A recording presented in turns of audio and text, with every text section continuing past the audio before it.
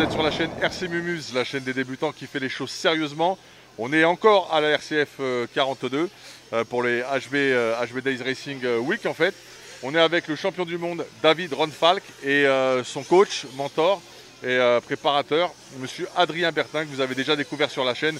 Donc bien sûr, on est auprès du gratin, du haut level du team HB Racing. Comment allez-vous messieurs?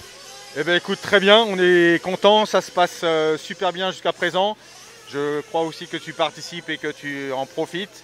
Et pour l'instant, tout va bien, on vient de finir les qualifications et tout le monde se fait plaisir, donc c'est très positif pour nous. And you, how are you today? I'm good.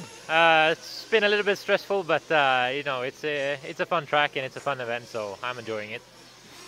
Ça a été un peu stressant pour lui parce qu'il a couru, c'est un des seuls qui roule dans les deux catégories. Donc comme on n'a pas eu le temps entre les deux de tout faire, pour lui c'est compliqué. D'habitude il a un mécano, cette fois j'étais au micro à organiser la course. Donc il a couru un peu dans tous les sens, mais dans l'ensemble ça s'est bien passé, il est content. D'accord. Et justement, ce dont on va parler avec vous, on va rentrer dans le vif du sujet. Un circuit, des conditions atmosphériques pas forcément évidentes, mais plutôt stables. Et justement, quel a été le secret de ta réussite sur tes chronos et ce que tu as décroché? C'était magnifique le spectacle pour ta pole au niveau du brushless notamment. So how was your race and what has been the plan to be as fast for this event, especially in brushless? Yeah, in brushless, I haven't really changed the car much since I haven't really driven it this year. So it's been the same car as the DNC, but for some reason this electric car always works really well. The balance of the car is just really good, so you can really push the car a lot without it being upset. So yeah, it's been working from the start. I haven't really changed much.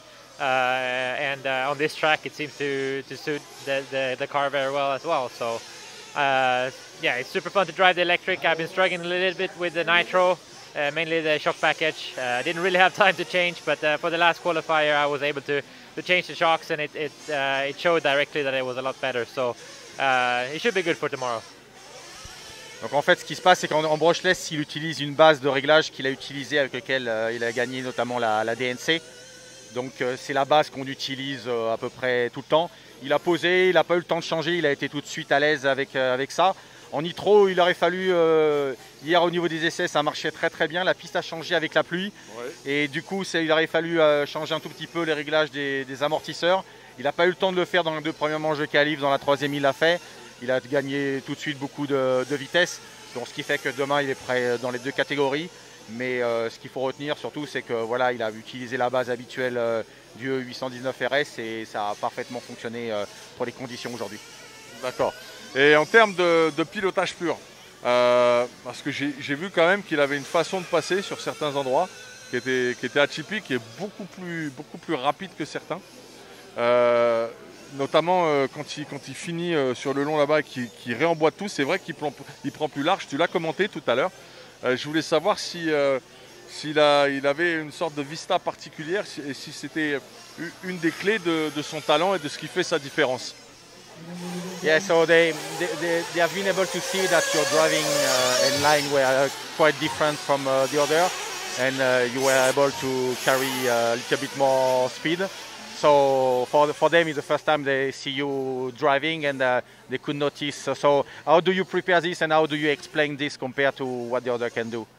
Yeah, it's always a difficult question, but I guess it's you know, it comes from your all the experience. I started when I was really young, so it kind of just happens, by itself. It's nothing that I of course I have my targets around the track where I need to hit this line over there. I need to go there to make it as fast as possible. But it's a lot of instinct, like, because a buggy, it's hard to keep the car on the same line lap after lap after lap. So you always have to be ready to adjust and to adapt what the car is doing. If you hit the bump, yeah, you have to adapt to that. You have to kind of save it, or maybe sometimes it can even make you go faster. So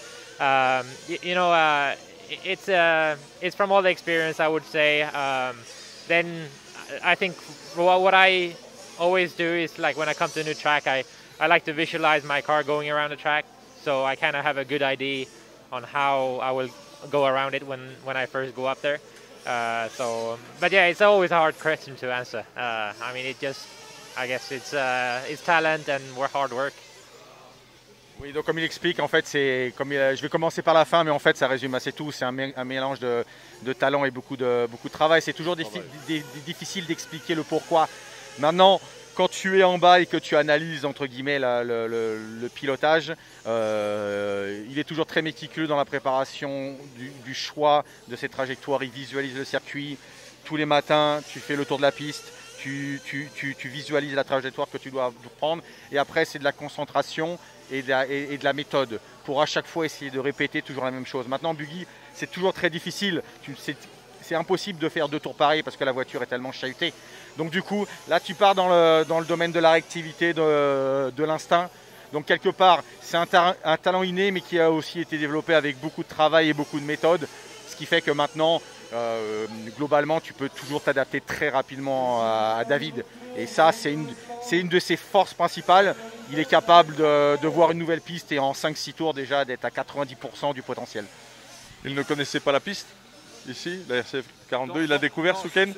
Il l'a découvert hier, il est déjà venu l'année dernière, mais le tracé était différent.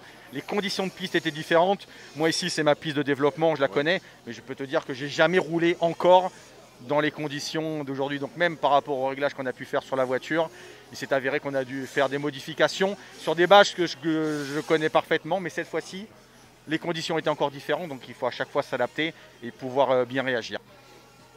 Ok, très bien, très bien.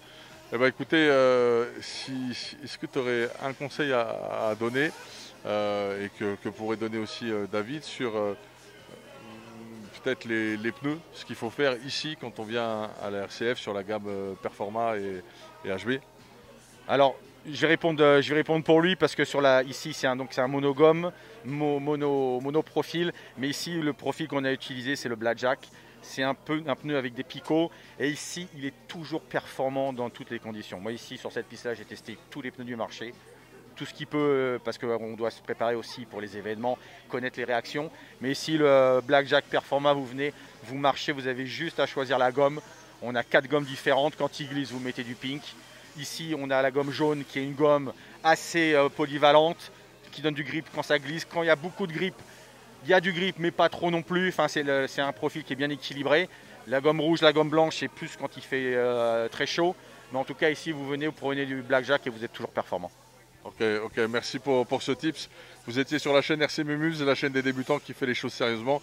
On se dit à très bientôt. Thank you very much, David. Et merci à toi aussi encore, Adrien. C'est un plaisir de vous avoir. Big up, hey!